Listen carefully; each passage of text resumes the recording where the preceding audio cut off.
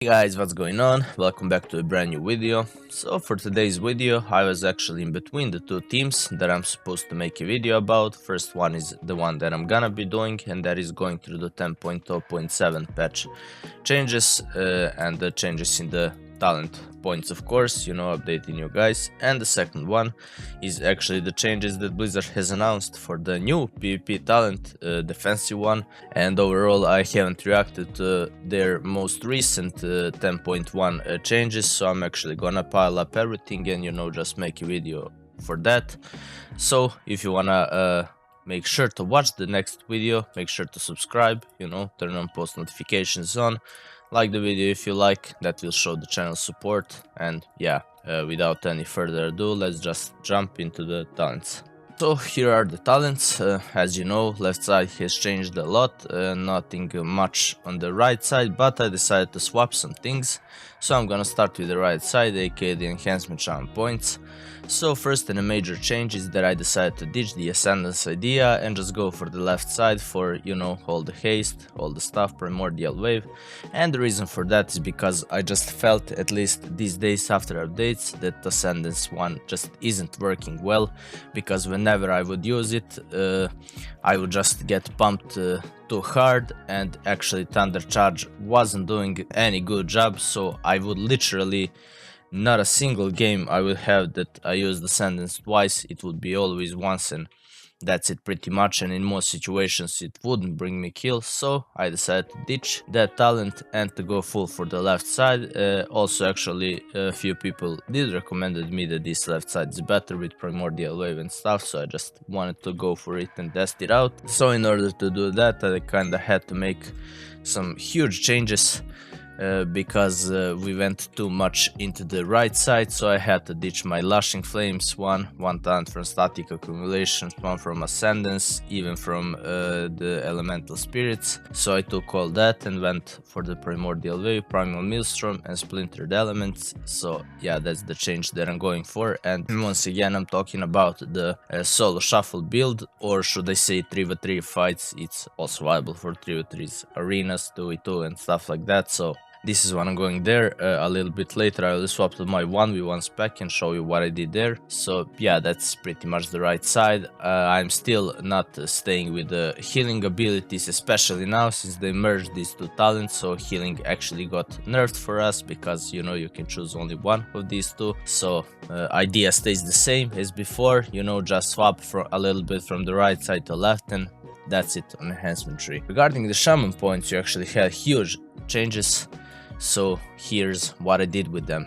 First of all, I'm running the Astral Bulwark here, because the Astral Shift base is now 12 seconds instead of 8, so we don't have to worry about that anymore, and reducing its cooldown by 30 seconds. Again, in most games of solo shuffle, you will not live to have the two Astral Shifts, so I kind of decided not to go for that there, but instead I took this 20% more damage reduced taken. I decided to go for a Thunderous Paw, because I think it's now great that it occurs on once every 20 seconds, because before it was once every 60 seconds, so it was completely useless. So right now I feel like it's helping me a lot, and removing all snares and movement speed effects just helps a lot, and giving us a little bit sprint is actually a good one for catching up people. So through the right side, of course, going for the Beaming with Life to get our HP. You have to go Purge, is the base of the Shaman, and it's just a must. Flurry, of course. Nature's Fury actually got a little bit buffed, because before it only increased the critical chance of nature spells, but now it's in nature spells and abilities by 4%, so pretty much everything else get 4%, so it's a good one. I also went for Winds of Al Akir, I went for Spirit Walk and Totemic Surge, and I decided not to go with the flow, because again, it's not that big of a difference having the Spirit Walk 1 minute or 40 seconds, and to fill that hole in, we actually have the Thunderous Paw, and I just couldn't think of a better combination, so I had to go with the flow and go with something better. Now moving on to this middle side, of course you wanna go for a Wind Shear, you wanna go for the Earth Elemental, especially versus those double melees who are gonna go insane on you from the start. You just gotta use it immediately and increase your health and pray to God that they're swap.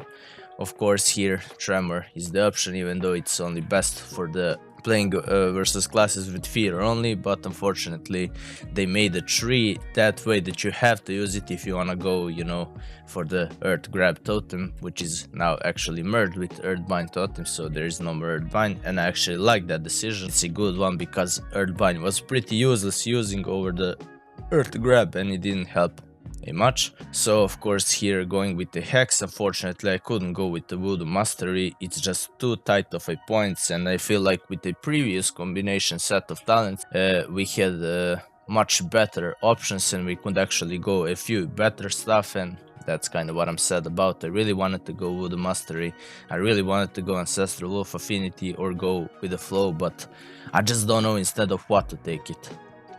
So of course going for the Nature Guardian, little heal when we get dropped. Of course Totemic Projection, very important thing, lifesaver in a moist situation, and in a good situations it can actually win you a game. Now we can finally take the Thunderstorm because Lightning Bolt talent got removed and we got that base into, you know, our system, so it's one of the best decisions Blizzard could make. And with the Thunderstorm I decided to go for Ancestral Guidance, once again a little bit heal for my whole team and myself, and Mana Spring Totem to help my healer stay with the mana above my enemy, so we can always have that a little bit advantage. And in any 3v3 bracket, either solo shuffle or regular one, it's really the best option there. And for the left side, one of the stupidest things that they made is that we had to take the chain heal.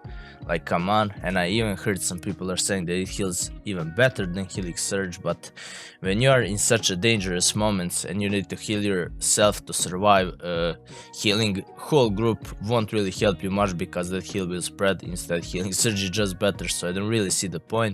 But they made it that you must take it or either go this way, which I don't want to go for the, you know, healing way, so it's, you know, very stupid. And the Swirling Currents, yeah, also got changed, and now it doesn't give us the stacks anymore to increase our heal, but instead it just increased the healing done by Healing Stream Totem, which is extremely stupid and I don't want to go that, so I had to go chain heal. Earth Shield always good to have, Elemental Orbit as well, and just getting the Surging Shields, which is a must. So yeah, that's pretty much the idea of the talents. Let me know in the comments down below if you guys agree with me, which one did you went, which one do you think is worth taking over another, because for now this is the best that I could come from.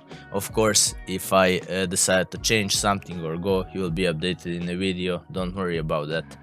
Anyway, let's go for the 1v1 build. So pretty much what is changed here is that I don't use Hex anymore in 1v1 fights, especially since I'm not playing the tower, and so I can't use my combo with a Stomp plus Hex. Anyway, here Capacitator Totem is a very good thing, especially with the Totemic Projection, so you can't really miss it that much anymore, because even when they see it and try to run away, you can just relocate it. Thank God it's only 10 seconds cooldown, so it's a very good. And I also went for Guardian Cudgel, and of course for the duels you have to go for a Lasso. It's really a life savior and a good damage dealer, so that's pretty much the, you know, minor change. I also went for a Thunderous Paw here, and you know, that's it overall. And for the right side I actually decided not to touch anything, but I decided to stay with the Ascendance build, because for duels it's actually the best thing, because you will get the most damage out of it, and it's you know, only 1v1 duel, so there's no other people that can save him or ruin your, you know, Ascendance. So if you time it perfectly, it's gonna be best for 1v1 fights. And I actually decided to ditch the one talent from Static Accumulation and to go for Refreshing Waters. And of course for PvP talents, instead of shamanism, we'll go for his wheeling waves, because in 1v1 we do need our heals, so this is kind of the best option in my opinion, and you know, best duel winner setup. And as I said, I decided to ditch the Thunder Charge, so for the solo shuffle and 3v3-1 I'm using Shamanism because I'm going for that full haste team. And for the 1v1, this is the most of the time setup that I go. If I go versus melee, depends on who am I fighting. I might go the Counter-Strike Totem. If I'm, you know, versus DK and stuff, I'll go Ride of Lightning. I don't know who, I will go Shamanism and stuff like that, so yeah, that's pretty much idea behind the talents. And yeah, just let me know in the comments down below, do you guys agree with me, and what would you do or change? And yeah, so with saying this, we have come to an end of a video. I actually decided, since this might take a little bit longer, to not to put any fights in it, but after I finish this video and the next one where I'm gonna be reviewing and going through all the changes for 10.1 patch, I'm actually gonna jump to test this spec straight into the duels. After that, of course, solo shuffle, battleground and everything. So again, if you're not subscribed and you wanna keep in touch with all those videos because they're gonna be good and you wanna see them, just make sure to subscribe, like the video to support the channel. And yeah, thank you guys for watching and see you in the next one.